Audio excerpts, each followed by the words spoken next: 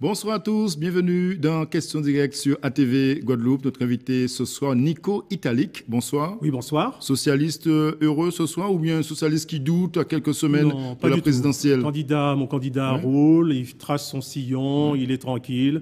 Nous sommes tranquilles aussi. Nous croyons à la démocratie. Soutenez Benoît Hamon en difficulté dans les sondages, dans les intentions de vote? Dans les sondages, oui. Vous savez, la politique, ça ne fait pas dans les sondages. C'est sur le terrain, avec les gens, avec son programme, avec des valeurs. Et cela, il se porte bien à ces niveaux-là. La menace d'une victoire du Front National existe. C'est une phrase de François Hollande. Vous partagez cette crainte du chef de l'État? Il a raison, parce que la République est dans la confusion absolue. Les candidats sont dans des affaires, les programmes ne sont pas communiqués. Le peuple peut soit se démobiliser, et ceux qui veulent du pouvoir à tout prix peuvent aller aux urnes pour le faire, hélas. Pour paraphraser François Hollande, je vous dirais tout simplement que la menace de l'absence de voir le candidat socialiste absent du second tour existe également. Ah, tout à fait, il a raison. Mais c'est la raison pour laquelle nous travaillons.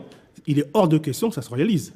Et nous sommes là pour faire en sorte que les socialistes, le clivage, comme dit Hollande, soient présents au second tour. Mais pourquoi justement la campagne de Benoît Hamon ne démarre pas?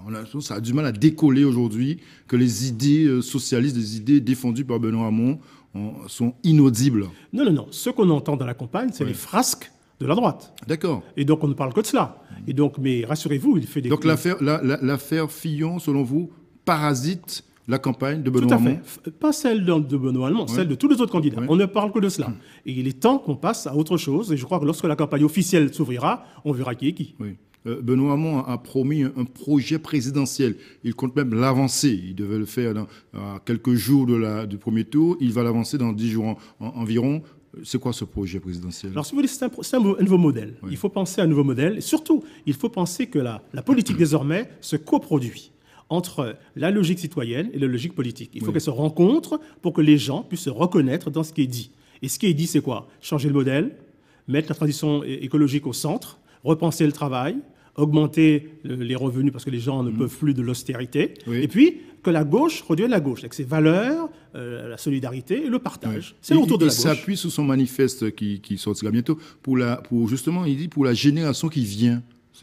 Tout à fait. Parce que, écoutez, tous les problèmes que nous avons aujourd'hui, si on les regarde à l'aune de générations futures, les décisions sont différentes. Par exemple, on peut sacrifier le présent parce qu'on s'en fout de l'avenir. Mais si on dit que nous avons un monde à laisser à nos enfants, on fait attention. Donc c'est un désir, un futur désirable. C'est ce qui est au cœur du projet.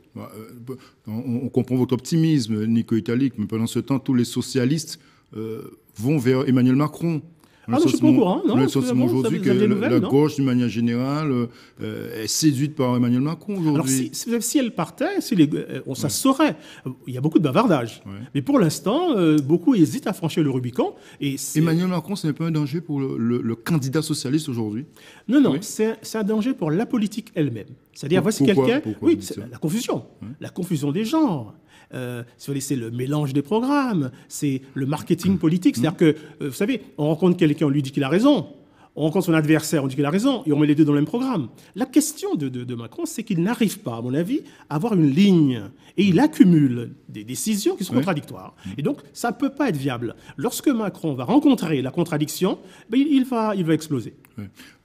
Benoît Hamon, votre candidat, sera en Guadeloupe ce week-end. Tout à fait, samedi. Alors, il vient, comme ça décolle pas au plan national, il vient un peu se ressourcer, on a compris, aux Antilles. Si c'était vrai, oui. Pour dire quoi concrètement? Si c'était vrai, si la Guadeloupe portait chance, ce serait très bien, peut-être. En tout cas, ce qu'il vient dire ici, c'est que nous avons tous les moyens, nous en tant que Guadeloupéens, d'être aux avant-postes des axes de son programme. C'est quoi? C'est rencontrer la population, il ira sur le terrain, voir les militants socialistes, il y a très peu... Deux choses, deux logiques. Il y a la logique politique classique, il faut faire des meetings, rencontrer les militants, et puis il y a surtout la logique participative et démocratique qui caractérise... L'occasion de fédérer la gauche. Une gauche... La gauche et les socialistes, plutôt. La gauche est la bienvenue, non? La gauche, il y a aussi le Parti progressiste, il y a des associations progressistes. C'est-à-dire que ce n'est pas un parti, c'est toute la gauche guadeloupéenne qui est invitée à s'identifier. On entend très peu les élus de gauche, les élus socialistes aujourd'hui, encourager Benoît Hamon. C'est compliqué, ils sont plus derrière... attendez, le maire des Abîmes, clairement, a pris position, Éric Jalton, pour Emmanuel, en faveur d'Emmanuel Macron. Il a dit d'ailleurs à titre personnel, vous constatez. Donc il est prudent, hein, oui, à titre personnel. Et en plus, il a dit que la frappe est libre. Ouais. Donc cette question n'est pas réglée. Elle va être réglée dans l'action, elle va être réglée dans la programmation, dans la comparaison des programmes. Et vous verrez que lorsque la campagne officielle démarrera, projet contre projet, vous verrez qu'il n'y a pas photo. L'alliance Hamon-Mélenchon était vraiment impossible. Alors, pour l'instant, elle se fait parce que ces hommes sont partis chacun de trop loin. Oui. Et le temps ne permet pas de faire une convergence trop rapide. Mais les électeurs sont libres de choisir. Et s'ils veulent que la gauche soit présente, je crois qu'il faut choisir Benoît Hamon. Oui, Benoît Hamon est devenu écologiste depuis... Non, pas du tout. Le ralliement de Yannick Jadot. Non, pas du tout. Non. D'ailleurs, avant le ralliement de Jadot, c'était au cœur du programme, la transition écologique. Est-ce qu'il pourra justement porter justement ce projet écologique? C'est pas évident. Non, je fais confiance aux écologistes pour reconnaître d'autres écologistes. Oui. Si eux disent que le programme d'Hamon et le leur se convergent, on peut leur faire confiance. Oui. Mais c'est vrai, quand vous verrez les impératifs dans ce programme, en particulier la transition écologique, parce que l'écologie, c'est pas uniquement l'environnement, oui. C'est une autre façon de voir la vie, la durabilité, toutes ces données qui sont indispensables pour l'avenir, c'est au cœur du programme de Benoît Hamon. Benoît Hamon, pour revenir sur sa visite en Guadeloupe, il y a un vrai projet pour l'outre-mer, Benoît Hamon, le sentiment que c'est flou. Non. Ce qu'il y a, c'est que d'abord, il n'aime pas les listings à la Prévert. Oui. Bon, il préfère, autour de ses axes principaux, voir comment ils se déclinent sur les territoires. Et c'est vrai que si quelqu'un vous dit, moi, je suis pour le revenu universel, je suis pour la transition écologique, je suis pour le